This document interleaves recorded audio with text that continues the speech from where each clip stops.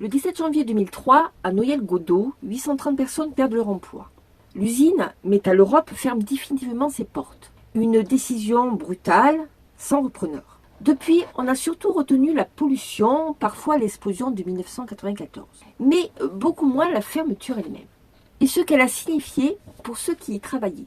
Avant de comprendre comment et pourquoi cette usine a fermé, il faut revenir en arrière. Comprendre ce qu'était Metaleurop et pourquoi pendant plus d'un siècle, cette usine a occupé une place centrale dans la vie de Noyelles-Godault et du bassin minier bien évidemment.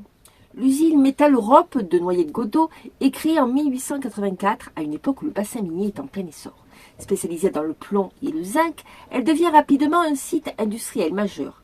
Pendant plus d'un siècle, elle fait vivre des générations entières de salariés. On y entre souvent très jeune, on y fait toute sa carrière. Et à partir de 1980, le contexte change. La concurrence internationale s'intensifie. Les normes environnementales se durcissent. Les installations vieillissent. L'usine continue pourtant de produire, sans que cela ne laisse réellement imaginer la fermeture brutale de 2003. Pendant longtemps, Metaleurop semble solide. Les salariés viennent travailler, la production continue, et rien ne laisse penser qu'une fermeture est imminente. Pourtant, dans les années qui précèdent 2003, certains signaux apparaissent. Pas spectaculaires, mais révélateurs avec le recul. Les investissements sont limités, parfois repoussés. Cela ne bloque pas immédiatement la production, mais fragilise le site à long terme. Ensuite, un contexte économique défavorable. Les cours du plomb et du zinc sont instables. La concurrence internationale augmente, les marges évidemment se réduisent. À cela s'ajoutent des normes environnementales de plus en plus strictes, impliquant des investissements lourds et une responsabilité croissante. Enfin, une structure financière fragile. Le site de Noyelles-Godault dépend d'un montage juridique qui l'isole du reste du groupe. En clair, si la situation se dégrade, le site est peu protégé.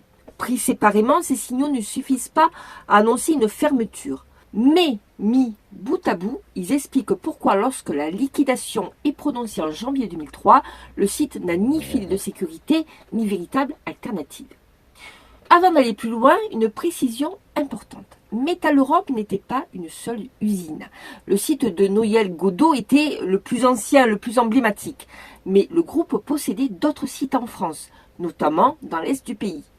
Tous n'ont pas fermé en 2003. Certains ont continué à fonctionner après des restructurations ou des changements d'activité. Cela montre une chose essentielle. La fermeture de Noyelles-Godault n'était pas la disparition totale du groupe, mais un choix stratégique ciblé dont les conséquences ont été concentrées sur un seul territoire.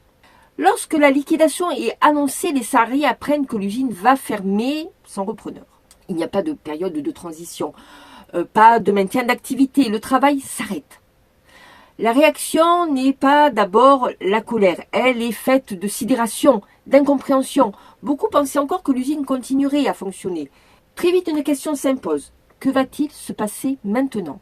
Après Metaleurop, des parcours très différents. Après la fermeture, il n'y a pas une seule trajectoire, mais des parcours multiples. Certains retrouvent un emploi, souvent hors industrie, avec des salaires plus bas et des conditions différentes. D'autres tentent une reconversion, avec des résultats inégaux. La transition est d'autant plus difficile que beaucoup n'avaient connu qu'un seul employeur finalement. Pour les plus âgés, le chômage s'installe parfois durablement. La fermeture agit donc comme un point de rupture. À cela s'ajoutent des conséquences personnelles. Fatigue morale, perte de repères, difficultés financières et avec le temps, un sentiment revient souvent, celui d'une injustice. La fermeture de Metaleurop n'est pas un cas isolé. Depuis 2003, d'autres sites industriels ferment en France. Dans la sidérurgie, le pneumatique, l'électroménager, à chaque fois, les mêmes questions reviennent. Aurait-on pu anticiper autrement ? Existait-il des alternatives ? Que devient le territoire après ? La fermeture d'une usine n'est jamais un événement ponctuel. C'est un processus long, dont les effets se font sentir pendant des années. En racontant la fermeture de Metaleurop, on ne parle pas seulement d'une usine disparue en 2003.